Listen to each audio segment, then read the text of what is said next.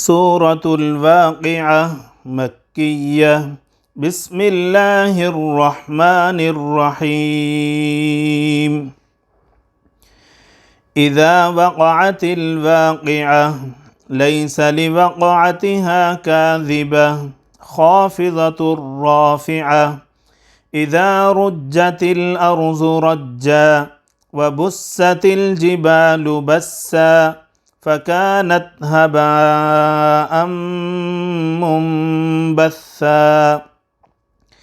وكنتم أزواجا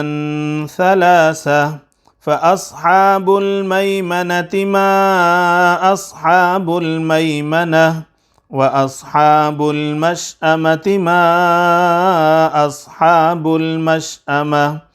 والسابقون السابقون أولئك المقربون في جنات النعيم ثلة من الأولين وقليل من الآخرين على سرر موضونة متكئين عليها متقابلين يطوف عليهم ولدان مخلدون بأكواب وأباريق وكأس من معين لا يصدعون عنها ولا ينزفون وفاكهة مما يتخيرون ولحم طير مما يشتهون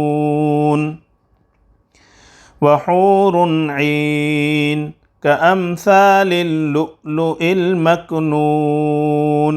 جزاء بما كانوا يعملون لا يسمعون فيها لغوا ولا تأثيما إلا قيلا سلاما سلاما وأصحاب اليمين ما أصحاب اليمين في سدر مخضود وطلح منضود وظل ممدود وماء مسكوب وفاكهة كثيرة لا مقطوعة ولا ممنوعة وفرش مرفوعة إنا أنشأناهن إن شاء فجعلناهن أبكارا عربا أترابا لأصحاب اليمين سلة من الأولين وسلة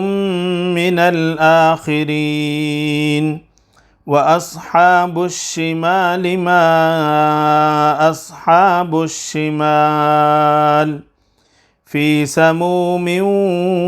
وحميم وظل من يحكوم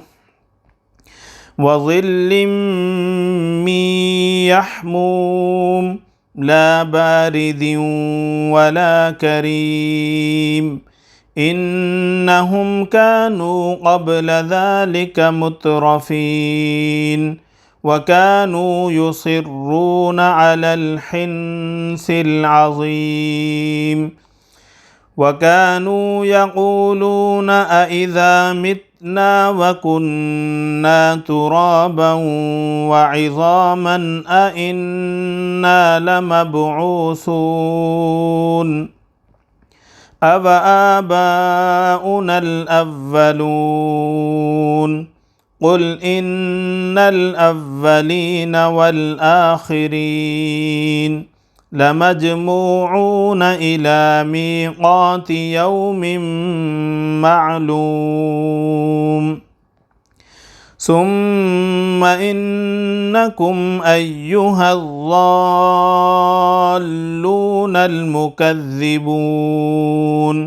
لآكلون من شجر من زقوم فمالئون منها البطون فشاربون عليه من الحميم فشاربون شرب الهيم هذا نزلهم يوم الدين نحن خلقناكم فلولا تصدقون أفرأيتم ما تمنون أأنتم تخلقونه أم نحن الخالقون نحن قدرنا بينكم الموت وما نحن بمسبوقين على أن نبدل أمثالكم وننشئكم فيما لا تعلمون ولقد علمتم النشأة الأولى فلولا تذكرون أفرأيتم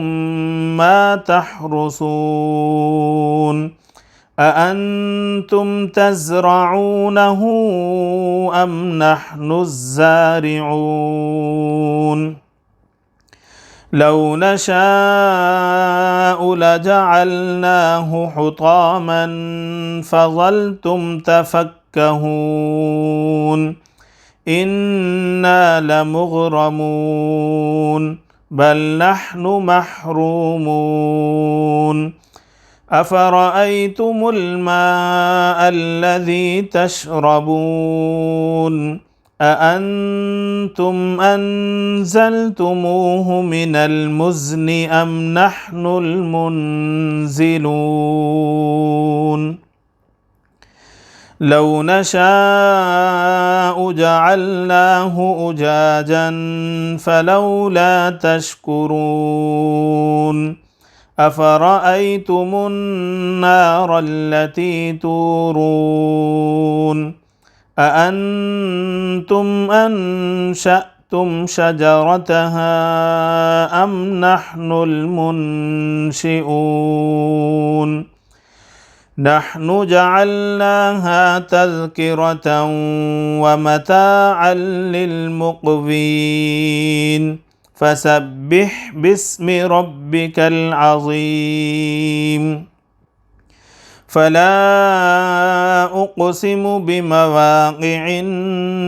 النجوم وإنه لقسم لو تعلمون عظيم إنه لقرآن كريم في كتاب مكنون لا يمسه إلا المطهرون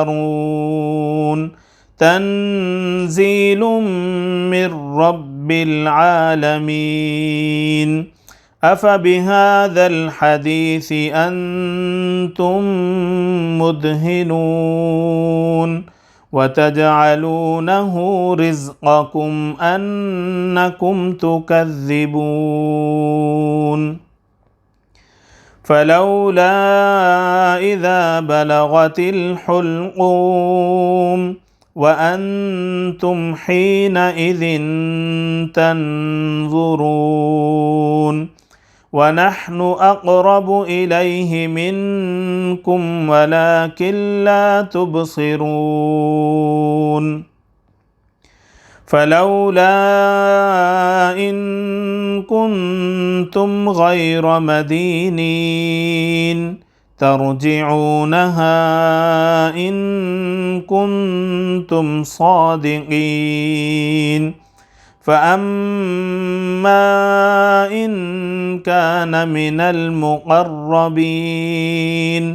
فروح وريحان وجنة نعيم. وأما إن كان من أصحاب اليمين فسلام